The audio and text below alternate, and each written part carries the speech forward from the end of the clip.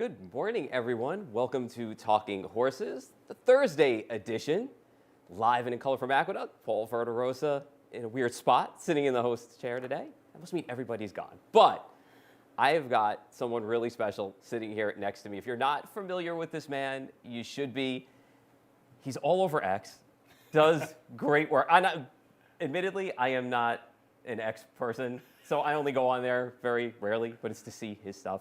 Provides great content, great information, great selections, not only for himself, but also here at NYRA Bets. Matthew DeSantis, welcome to Talking Horses.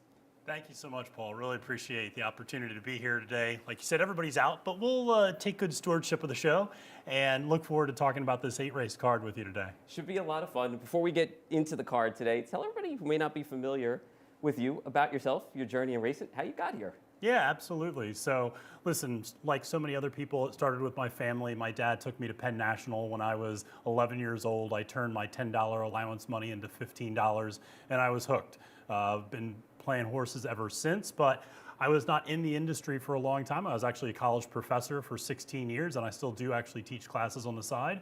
And the last few years I've been focusing on making content and fortunate enough to start working with NYRA Bets over the last few months, starting at the Saratoga meet. So it's been a real whirlwind in terms of changing professions, but absolutely love playing the ponies and have been doing it for 30 years. Well, glad to have you here. You're doing great work here. I know you're going to do great work here today. And speaking of NYRA Bets, the only way to play the races is through NYRA Bets. We've got a deposit match sign-up bonus for you, up to $200. Use the promo code MATCH200 when you sign up. Got a good 8-race card on tap today. By the way, this is our final week of racing before we get to our holiday break, so you definitely want to take advantage of that NYRA Bets promo. No show today and no middle pick four. I know a lot of people are disappointed by hearing that. Listen, I am a big middle pick four guy, so is Sarah, but unfortunately we don't have one today. Coverage tomorrow, though, starts at 2:30 p.m. on FS2, so you want to stay tuned for that tomorrow. But in the meantime, 8-race card. Let's kick it off. We got a fast main track here at Aqueduct, and $40,000 maiden claimers going 6 furlongs in the opener here. And, oh, right away, it's agreeing horses instead of talking horses. But Remember the Name, I think, figures really well here. We can take a look at Remember the Name and Thunderslam, who are coming out of the same race together. And for me, at the end of the day, I just thought Remember the Name, you know, it's the fastest races to go to in here and chased well from start to finish last time out. You can see Thunderslam gave some people a thrill for their money at a big price last time around the turn. But at the end of the day, I just thought that this was the fastest horse that ran fastest races last time out and chased all the way. Yeah, it chased all the way, and as you see here in the replay, it really put some distance between the top two and everyone else. So I think that you're right. It looks at having some nice early speed. So oftentimes in these maiden claimers, it's about horses that can get out of the gate fast and get to the lead early, position themselves well to put themselves in a spot to win. I agree. Remember the Name makes a lot of sense here. Made the class drop last time out. You saw a significantly improved effort. Feels like today's the day for this one to finally break its maiden. Yeah, you're just going to have to take a short price on this horse. That's the only problem. And you and I also gave a little look to the horse on the rail going out for Carlos Martin, the first-time starter, Papu's Laugh. Yeah, this one's interesting. I think if you're going to try to get around the favorite in some way, or if this number on the Remember the Name starts to drop to 3 to 5, 2 to 5, something like that, and you want to try to get a little bit more of a price. This first-time starter is interesting. Carlos Martin, the trainer, is actually 18% with maiden claimer debuts over the last 5 years. Really impressive number. There's some precocity in the pedigree as well. The Dams produced a first-out winner. The full sibling broke its maiden third time out, but first time trying synthetic. So there is a lot of turf pedigree underneath in this one. So I do wonder if dirt is really what this one wants, but seems like this horse has been working out well. Trainer you can trust, solid pedigree, worth a shot at 9-2, floating up maybe a little bit on the board. Yeah, and a half-brother to 2 stakes winners, and Get Jets won on debut. So when you're looking at this field and you look at this race, and if you don't trust a horse like Don Vinovici, the 4 in here, who's dropping, but you know, I don't know if it was the blinkers last time or the turf last time that actually moved this horse up. I mean, the horse on the rail to me would be the other horse in here. This is the first time starter on the outside, going out for John Terranova too, in Laser Sharp. I know it's more of a turf synthy, but arguably, you know, Majestic kind of ran the best races on conventional dirt. Sister to Lovely Bernadette, who won over $500,000 there. So 2s and 1s, I think, for me and you to kick off the card in race number 1. Very much. Take a look at race number 2. Got claimers going in here, fillies and mares, 3-year-olds and up. $12,500 the tags, going 6 furlongs. And once again, we land on the same horse in here, the number 5 Midtown Rose. We can take a look at this horse going back to this horse's race 3 starts back at Saratoga. And this horse is dropping here, 3rd start off of the layoff, going out for Michael Moore. I feel like in this race, Kendrick kind of moved a little soon. I don't know if it was race dynamics that played a role into it.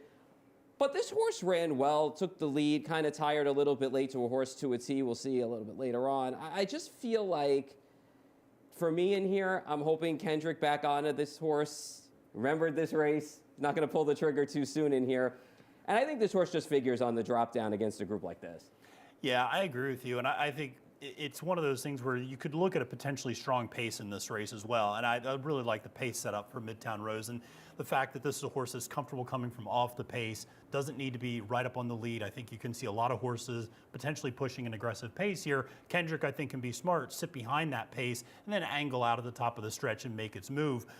But yeah, this is one I like a lot. I think, the 2022 form was pretty strong, and you see this one getting back into race shape, has that win 4 back, taking a little bit of a class drop, has been running in claiming 20, claiming 25s, optional claimers. Now you're down to a claiming 12-5. So feels like this is the right spot for this horse to get the win today.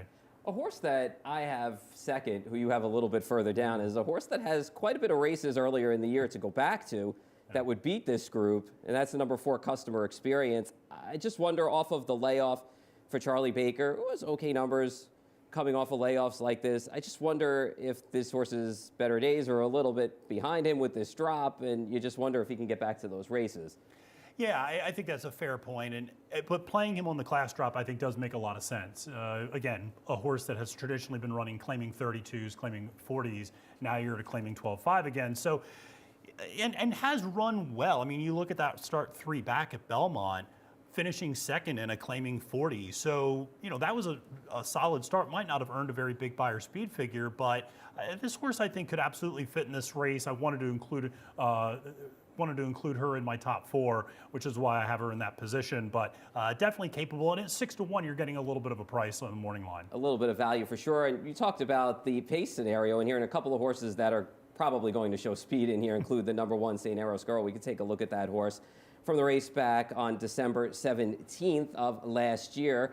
Horse's last win as well hasn't been seen since April. Now, she's dropping in here too, and when she's good, she shows up, and this was the good St. Eros Girl back in December of last year. Yeah, absolutely. You can see she's a really good horse, really classy, try hard. 7 for 9 in the money, 3 wins in her career. And listen, if she runs back to this form off the layoff, she probably wins this race. That's just kind of the reality. You see a really gutty effort there at the end to hold off a charging horse and to put away the inside challenger. But here's the thing, Tom Morley, the trainer, 0 for 9 in making these sorts of class drops off of a long layoff. So not seeing necessarily a lot of success with this angle, and you do worry about this significant of a layoff, an 8-month layoff, how this horse is going to fire fresh from the inside rail. A lot of things to consider for jockey Isaac Castillo in terms of how hard they want to send this one out early, but could be part of that early pace dynamic, and I have a feeling could fade late as a result. Yeah, I mean, we'll see what happens. She ran well one time off of a layoff. It was a much shorter layoff back in November of 2022 over at Churchill. And another horse that's coming in off of a layoff that's cutting the tag in half is the horse on the outside, number 7, Beautiful Karen. Take a look at Beautiful Karen's last race, which was a win. And, this horse isn't always the most reliable horse in the world, but she ran one of her better races here. She's going to show speed from the outside. And I guess the question you have to ask yourself is, first, the cut in half. I mean, she's run already cheaply before on the cheap. And the horses she ran against last time out, when you take a look at a horse like, Sue Ellen, Michigan and stuff like that, how this is going to stack up against this group. But she does have speed from the outside. We'll see how reliable she can be. Yeah, I mean, certainly the 72 Buyer speed figure kind of came out of nowhere the last race. And if she can run back to that, then again, I think she's a really strong contender in this field. I actually like the fact she's coming off a little bit of a layoff. The outside post position, I think, will be advantageous. I think Eric Ruiz can kind of judge the pace scenario a little bit. This is a horse that doesn't need to be on the lead, but can stalk and track the pace. See how it all shakes out with race number 2, start of your early pick 4. The pick 6 kicks off today with our 8 race card in race number 3. No carryover. 6 furlongs, allowance optional claimers here. I guess the discussion starts with the horse I have 4th that I am not a fan of in here, and that's the number 2 Peanut or Pickle. We could take a look at this horse's debut win back on November 19th, and you know, this horse probably would have won anyway, and she ran a very good race that day.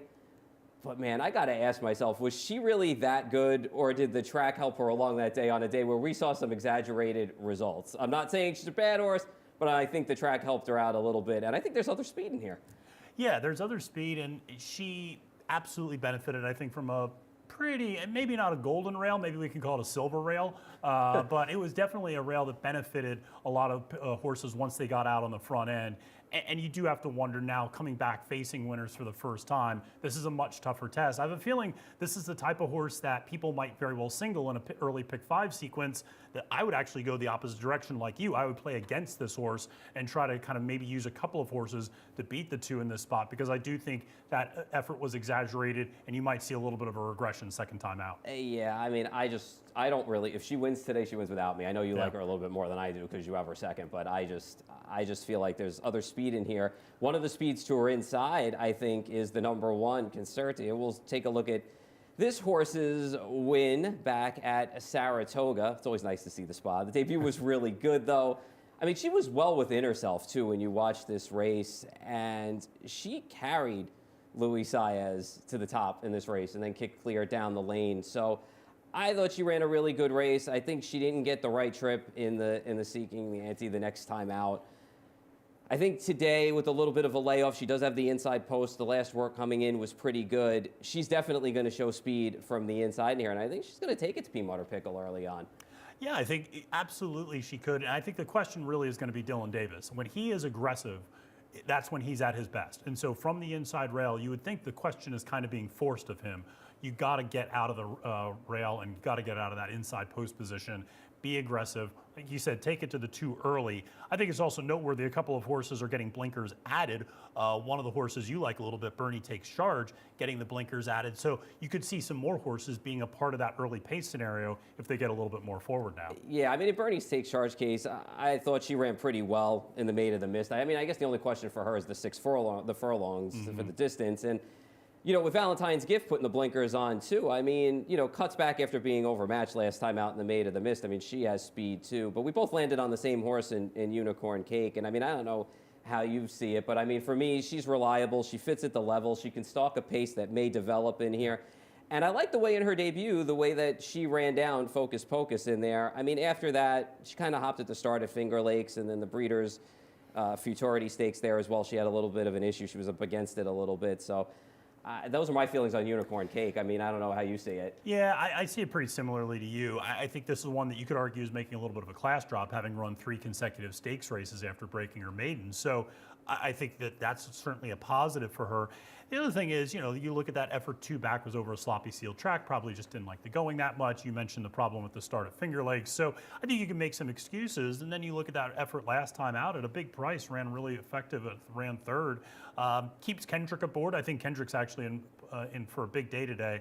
I like him on a lot of different horses, but I think this is one that just makes a lot of sense. We'll probably get the right trip and setup in this spot. It should be a really good and a fun race in here with a couple of horses dropping down out of the State Bred Stakes races as well. That's race number 3. We'll take a look at race number 4, which, by the way, starts the late pick 5 today.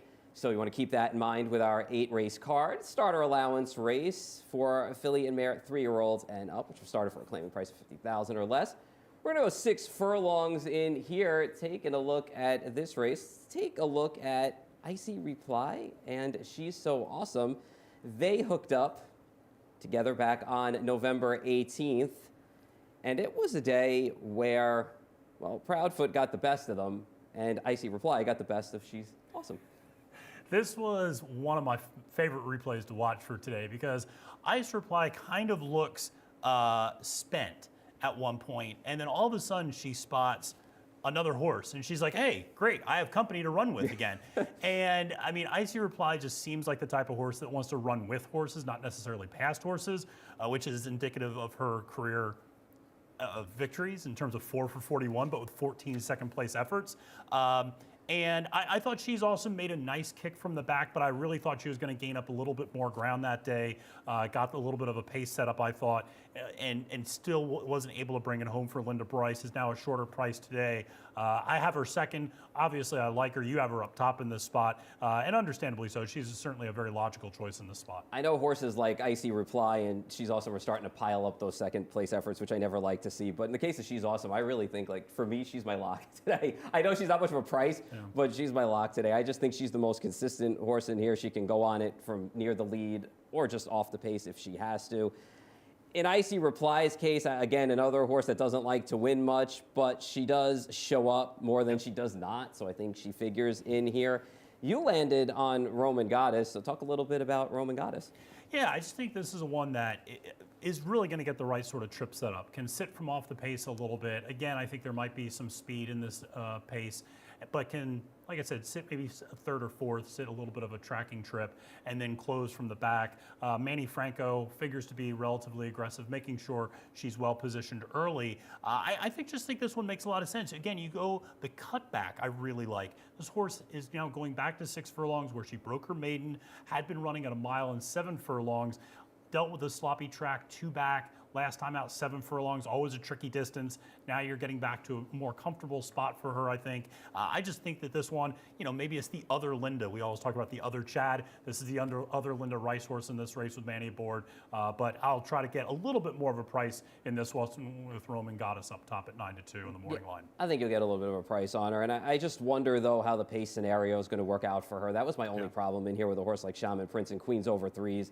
Which we know the strategy is there. They're going to send that horse from the inside. I just wonder if this horse is going to get an in-between kind of trip. And I mean, the horses run third at this level each time out. I don't know. Like I said, a lot of 7s and 4s for me. I know you're going with the 2-7-4 in race number 4. That's the first 4. We've got 4 more to go coming up after this short break from Saratoga Water. For almost 150 years, the Saratoga name has been synonymous with the finest quality, sustainably sourced spring water available anywhere. Saratoga carries on the rich tradition of its forefathers by crafting each stunning blue glass bottle with the same attention to detail and care that has been its hallmark for generations. Visit SaratogaSpringwater.com today or ask for us by name at your local market or restaurant. Saratoga Spring Water. Make every day exquisite.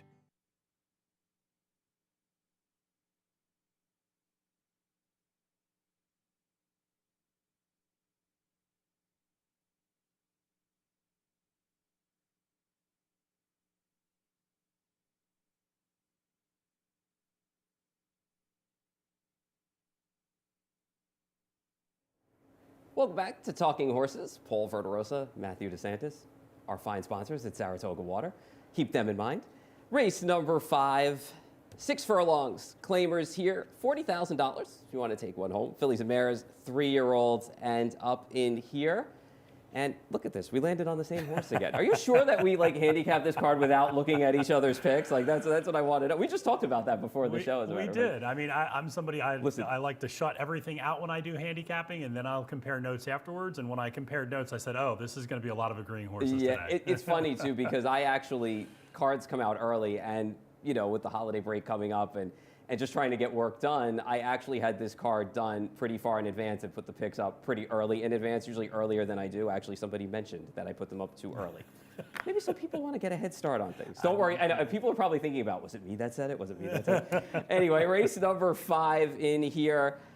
So I guess the discussion starts with a horse like the number 2, Everybody Loves Linda. Everyone Loves Linda, excuse me. So let's take a look at Everyone Loves Linda. I'm buzzing into a T coming out of the same race back on October 27th, where Everyone Loves Linda got things her own way. She was loving life in there. Yeah, you just got the perfect setup, was able to go gate to wire, and that's kind of the MO. When she gets things her way, she's able to win.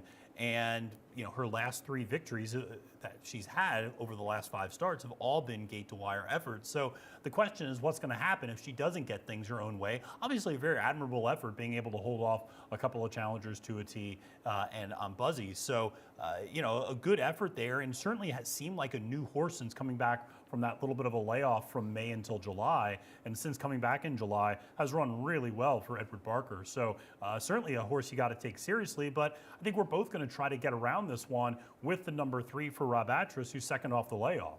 Yeah, she was good at the end of 2022. She's a little edgy, we're talking about, and the first start of 2023 as well. I'm guessing she needed her last race. I mean, she's dropping now. She's second off of a layoff.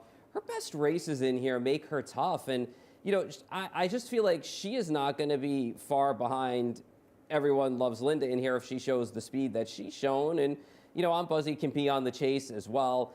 So I just kind of feel like a horse like this is a fit in here. And a couple of starts back down at Laurel, this horse was wide, wasn't a factor. Ended up being wide that day as well before the layoff. So for me, I thought this horse made a lot of sense in here. I looked at a horse like Salib for second. I know this horse may have to get a little bit faster in here, but I just figured the drop was going to help the horse in here with an inside post, might be able to trip out a little bit better. And then there's a horse that you have fourth in here and remains anonymous, and we could take a look at this horse from back in July. I guess this horse is going to appreciate the drop in class and has faced much tougher, but this horse just hasn't been the same in 2023. So is it because the horse just isn't the same, or is it the class? Yeah, I think it's a fair point to make. And like I said, I have the horse fourth at 7-2. I don't necessarily love the value. I'm interested to see what the board does in this particular race. But yeah, I mean, this is a horse that was running against Grade 2 competition 2 races ago. But as you mentioned, has really not looked the same since coming back in 2023. I think, the 7-2 choice in the morning line, I don't really see her being a factor as a win contender in any way. I think this one is much more of an underneath play, if anything at all, kind of more playing around for minor awards. But you got to respect the class drop. I mean, it's a pretty significant one. And so if this horse is able to get it done, Michelle Nevin off to a good start, the same trainer as Solib, the number 1 horse. So, she's at 18% during this Aqueduct meet, having a successful winter so far at Aqueduct. Yeah, and I mean, you could make the case. I mean, obviously, clearly this horse has raced against much better horses and had an excuse 3 starts back. I don't know. I mean, this race is pretty evenly matched for me on the board, so yeah. I wouldn't really take a short price on anyone in here. Looking at your picks, you have the 5 on Buzzy second. Talk a little bit about that. Yeah, this is interesting. I mean, first of all, Patrick Reynolds, perfect 7 for 7 hitting the board with his entries at Aqueduct so far this meet. So nothing wrong with that. And this is another one where I really like the aggression that Dylan showed with this horse last time out. Getting this horse better positioned early, I think that's going to be a real key. When this horse gets up there closer to the lead, good things tend to happen. I do think if this horse sits a little further back, you could have a problem, because I don't think there's a lot of other speed other than Everyone Loves Linda and She's a Little Edgy. So those two could very well set fractions and kind of set things their own way. And if you're not close enough to that, it's going to be hard to really close in from the back of the pack in the stretch. So I think on Buzzy, I was, like I said, optimistic based upon that last effort, seeing that horse being a little bit more forwardly placed. Yeah, I just kind of feel like this horse may be on the chase again today and might end up again behind Everyone Loves Linda. But I could see why you would want to use this horse a little bit. But for me, lots of 3s and some 1s in here. But I think the 3 is the horse to beat in here in some ways. See what happens. Race number 6. Got optional claiming race here, going 7 furlongs for fillies and mares, 3-year-olds and up, which have never won. Maiden claiming starter race, or also a $18,000 twice. We get into those conditions a little bit. And, I think we're going to have to talk about Downtown Mischief in here, because I think that this is where the race really runs through. We'll take a look at Downtown Mischief coming back off the layoff. This was a win here for this horse in the Bowery, and I know running 7 furlongs is always tough off of a layoff, but boy, this horse was good before the try in the victory ride. Yeah, absolutely. I mean, a 2-time stakes winner and has beaten some really nice horses, and obviously took a huge step up then to challenge in the victory ride. So again, against a really incredible field. So certainly has the back class to suggest this horse can handle this level of competition. And you're right, it's a tricky distance to come back at 7 furlongs, but it's certainly one that I do like quite a bit today, and like this one over the other Linda Rice entry, actually, the number 1 Ain't Broke, but who we'll talk about a little bit more in a bit. But yeah, I just, the only reason I don't have this one up top, and I don't see a huge difference between my top selection and the 4, I'm going to be including both of those on my tickets in the late pick 5, but I just wonder about the layoff and whether or not this horse fires quite as effectively off the layoff, like you said, at a little bit more of a different distance. Yeah, I mean, it's a legitimate concern, but this horse has run fast enough races to do that. And Sands Ain't Broke, who we can take a look at, the other Linda Rice horse's last race, I mean, the Beyer numbers really are in the 4's favor, but Ain't Broke last time popped with a big race for Linda coming in from Kentucky, which she's done well with these Kentucky horses when they've been hits. And most of them have been. But this horse traveled like a winner every step of the way last time out. So I don't know if this horse is going to run this same race again, going 7/8. I know Linda kind of questioned the 7/8 distance and something that I had read, but it's kind of splitting hairs, the mile to 7/8. But this horse ran good last time out and first time here in New York. Yeah, ran really impressively. And the only reason I'm kind of moving against this horse, one, you have the inside rail, which is always a little bit of a complication in sprints, but this is also kind of a 1 speed figure horse, quite frankly. This horse, if you look from a Beyer speed figure standpoint, had been running in the mid to low 70s most of this horse's career. Suddenly, last time out, 91. Now you're going to get a really short price on a horse that has 1 career speed figure that's good enough to win in this spot. Just from a handicapping perspective, I'm always going to play against that. So that's why I have this horse a little further down in my entries for this one. But certainly, if it runs back to that 91, everybody else is running for second place. Yeah, I mean, got a nice trip in there too, and wasn't too far off a pace that was pretty fast. I don't know if the pace is going to be that fast in here. You do have a horse like Gimme Kisses, who we can also take a look at, the 5 in here. This horse, to me, ran really well in here, just based on the context of, this horse actually was on the inside, kept it going, ran well. And then when you look at, some of the races prior, ran into a horse like Stonewall Star, this is a decent horse for Todd. The question is, second off the layoff and now the stretch out to 7 furlongs, do you trust this horse? Yeah, and so obviously this horse is my top selection, so my answer to your question is yes, I do. But one of the things that I really like is that Todd has really been on a roll with stretching these horses out and really capitalizing second off a long layoff. So he's 3 for 3 the last 3 times he's done second off the layoff in an optional claiming level. You've had horses like Gasoline, Tizzy in the Sky, Grand Sonata. All those horses took significant steps forward from a Beyer speed figure standpoint second time out. There's no doubt Give Me Kisses has to take a step forward because the 77 Beyer that she earned last time is not good enough to win this race. She's going to have to take a step forward. The fact that the Pletcher barn seems to be getting these horses ready second off a long layoff makes me confident that she can come out and run an even better race going 7 furlongs, which they had her in a 7 furlong stakes race before she went to the bench. Well, there's some question marks too with, you had mentioned the Beyer figure being a 77 and she has to get a little bit faster. I mean, there are some question marks if Downtown Mischief does not come back and run the numbers that Downtown Mischief has run, and you're not sure if Ain't Broke is going to make you broke and run a bad number today and bounce off the 91. I mean, then a horse like Give Me Kisses does figure. I guess you just have to wonder, is this horse going to be the outside speed, or is Downtown Mischief going to go, or maybe even a horse like Starship Defiant going to show a little bit of speed off the layoff? A horse that I have a little bit of interest in the second spot, and you have this horse fourth, is Essoria? Essoria.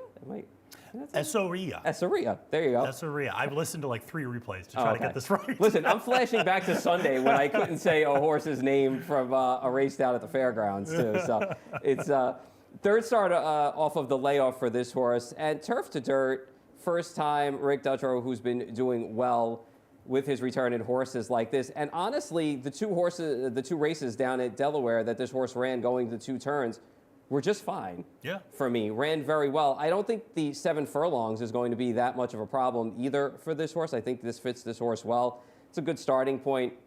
for Rick, and I just wonder if this horse is going to be shorter than the 10-to-1 price that's there on the morning line. But I think a lot of the money, though, is going to end up going between the 1 and the 4. But I still think you should get a good price on the 6. Yeah, the 6 is a horse I would absolutely be using in my verticals, in my exactas, my trifectas. I think this horse is a real wild card. It's so fascinating that it's a turf horse, but it's only 2 victories have come on the dirt.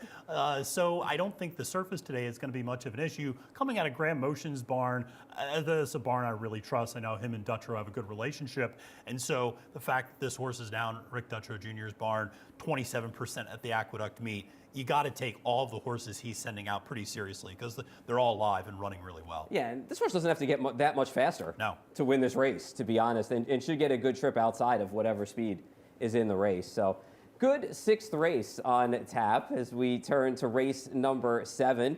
Good allowance race here, too, going 1 1/8 for State Breds. And taking a look in here, we both agree on Saratoga Kisses coming in from Finger Lakes. Well, has already been here and ran a turf race, but we'll take a look at the last dirt race over at Finger Lakes for this horse. And, you know, I know that this horse got a pretty good trip in here. And honestly, the turf race wasn't that bad, so it doesn't scare me off. So the turf to dirt move is just fine for me. And if you've been paying attention, I am trying desperately, and my apologies to the Jimmy Ryerson barn, I am picking pretty much all of his horses these days and trying to get them in the winner's circle. And I haven't been successful yet, so I will be your lightning rod of hate. But we will get one done, and I think it's this horse in Saratoga Kisses today. I think so, too. And I think it's just a matter of, you look at the entries in this race, and it really is just a matter of this is the horse that likes the dirt and likes to go long. And everybody else, you can make legitimate issues and questions. There's a lot of good turf horses that are entered in this race, but there are questions about how they're going to handle the surface. There are some really good sprinters in this race, but there's questions about how they're going to handle 2 turns and 1 1/8. Here's the thing about Saratoga Kisses. She's going to stalk the pace, which is where you want to be in 2-turn route races at Aqueduct, and she can handle the 2 turns and the distance. So you add those 2 things together, 4 to 1 on the morning line, I actually think is a rather generous price. I don't know if we'll end up getting that, but I like this one a lot. I feel like this is the one that Jimmy Ryerson's going to get home and get off the schneid on. I hope so, because I feel bad about picking his horses. You mentioned how like horses are not really taking to the dirt a lot. I kind of disagree with you a little bit because Justin Nyquist for me is such a neat little horse, and I keep chasing this horse around a little bit. And I should have picked this horse last time out, and I picked this horse second. But I think honestly, when you talk about riders that fit horses, sometimes I think Matty Olver fits this horse to a T. And you know, last time out, to me, this is a horse also that somehow finds a way, but didn't last time out, to lose ground in the turns and then suddenly re-engage again in the stretch. And last time out, Matty got this horse to not do that and actually win by daylight. So I think on the stretch out, a horse that kind of grinds like this is a horse that I'd like to have on the inside for sure. A horse that we have, well, I have third and you have second in here is Maggie T. We could take a look at Maggie T. Couple of starts back. This was in March. And tell me why you got Maggie T in second. Yeah, listen, I think she's going to be the speed of the race. I mean, she's going to be the pace in here. I think the 2 Saratoga Kisses is going to probably track that early pace, but really, this is the fastest horse on paper, at least early on. The outside post position, you would assume Jose Lezcano is going to want to get this horse up and over to clear in order to save a lot of ground. And coming back from a little bit of a layoff, a good horse, though, has run well at this level, has run well before, you know, at the starter allowance and at the optional claiming level.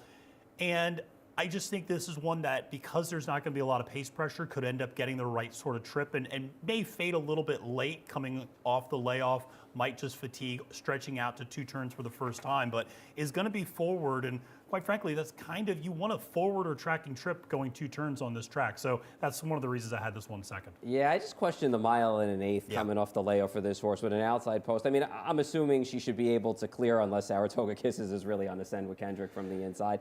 But for me, I just thought the distance was going to be the problem for this horse coming off of a layoff. Yeah, no, it's a legitimate question. And I have a feeling this could end up being a little bit of a strung out field by the end. And so it was one of those where I was like, this could be a horse that finishes second by like 5.5 lengths. It could be one of those types of races. And just a little bit of burnt again. I mean, I know if she could transfer her turf form to dirt, some of those races were slow, but they weren't terrible races. So No, not at all. I mean, and the fact that she actually has, pretty decent dirt efforts gives you some confidence that she can translate things today. Yeah, lots of 2s and 1s for me. 2s and maybe a little bit of an 8, a couple of lengths out of it for Matt. The final race on the card, as we've been wrapping it up with the maidens lately, we'll do it here too. We got Statebreds going 1 mile here out of the chute. And wow, the same way that we started the show is the same way we're going to end the show with Clever Forever. We can take a look at Clever Forever back on November 16th.